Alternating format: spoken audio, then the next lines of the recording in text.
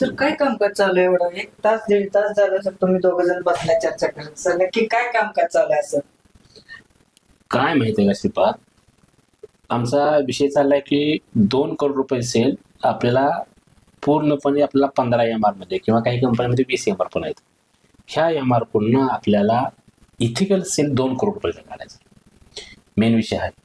आणि याच्यामध्ये आपल्याला सस्टेनेबल बिझनेस मॉडेल वापरायचं आहे. या कारणासाठी आम्ही दोघं पण आत बसलोय. ह्यांना काही गोष्टी समजून झाल्या यातल्या.